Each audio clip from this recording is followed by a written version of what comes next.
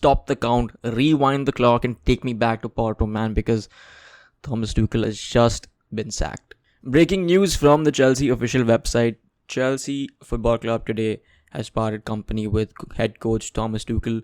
On behalf of everyone at Chelsea FC, the club would like to place on record its gratitude to Thomas and his staff for all their efforts during their time with the club. Thomas will rightly have a place in Chelsea's history after winning the Champions League, the Super Cup, and the Club World Cup in his time here.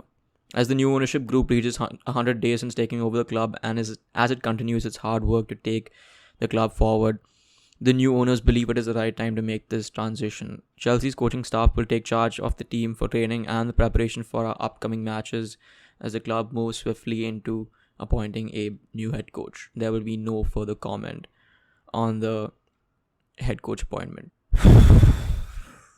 This is bullshit. This is probably one of the worst decisions in football history. This has to be. Listen, it's right up there with PSG handing Mbappe player power and Anthony Taylor being allowed to touch a whistle. This is absolutely appalling from the new owners. I do not, for the life of me, understand where and how they've reached this conclusion, because it makes no sense. Let me rephrase this actually. This makes no footballing sense. 1 Champions League, 1 Super Cup, 1 Club World Cup, 1 UEFA Men's Coach of the Year, 1 Club of the Year, and 2 FA Cup finals. I think 2 FA Cup finals and 1 Carabao Cup final. All this under 100 games as manager, and we haven't even spoken about the circumstances within which he achieved all these things. Taking over from a club legend is difficult enough. Then boom, sanctions, Romans out. Thomas Tuchel's the brand new face of Chelsea. He's being asked all the questions. He's being demanded answers from him. Did he give up? No. On the brink of liquidation, let me remind you, he said this: "My last information is that we have a plane, and we can go by plane and come back by plane. If not, we can go by train. If not, we go by bus. If not, I will drive a 7-seater. TD, man. Then his wife files for divorce. The new manager's come in. He has to now readjust. Is this really what we demand from a modern manager? This is appalling, man. None of these things were asked of Thomas Tuchel, but he did it anyway. He helped us through some turbulent fucking times, man. And he came out the other side smiling and laughing. This is not what we demanded of him, but he did it anyway. He loves his club, and he went above and beyond what was asked for him. The new owner, Todd Boehly, has come in and started kicking everyone associated with the old regime out the door. Okay, Marina Granovskaya is gone, Petr Cech is gone, Bruce Buck is gone, and loads more people who are associated with the regime are gone. The only person left was Thomas Tuchel. And now he's finally used the Zagreb game as an excuse to get rid of him. Mark Goldbridge said this on his channel in the live. I was watching on the way back home before recording this video, and he was talking about Tuchel being sacked, and everybody knows that this was a horrendous decision. This was a disgraceful decision. He said this: "Football has taught us that new owners always want their own managers. New owners will always, it just makes sense. They'll always want to start fresh. They'll always want to turn over a new leaf and start on a fresh chapter and get rid of everything associated with the past and move on." Listen, the board just didn't see Tuchel as a long-term manager. It's plain and simple as that. I don't know why, for what reason, it just didn't make any sense. And Tuchel, we know that he hasn't been the best person to be around, be associated with. He's had a lot of fights with boards. He's had loads of fights with owners, and he's had disagreements with them.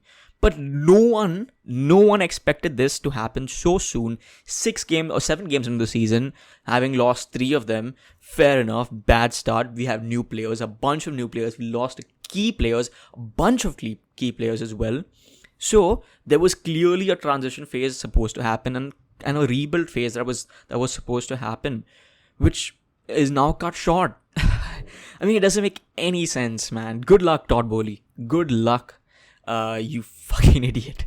Because good luck finding someone who cares as much as Tuchel did, or even half as much as Tuchel did. 6 days after breaking a record for the most amount of money spent in a summer transfer window. 6 days after that, Thomas Tuchel gets the sack. It makes zero fucking sense. Something rotten has gone down behind the scenes. I'm sure of it. I just know it. Thomas Tuchel has said some shit. Todd Bowley has said some shit, or someone from either parties has said some wild shit, which is not gone down well. And I think that's pretty much, I think, what the reason why it ended up with the sack. I generally think so. We're back to square one again. Chelsea spends big money on players that Thomas Tuchel wants. Chelsea then sacks Thomas Tuchel. The replacement is now forced to play with a squad full of players that he doesn't want. He gets the sack because he's not able to fix the problems in time. The circus continues and we keep rolling the fucking dice.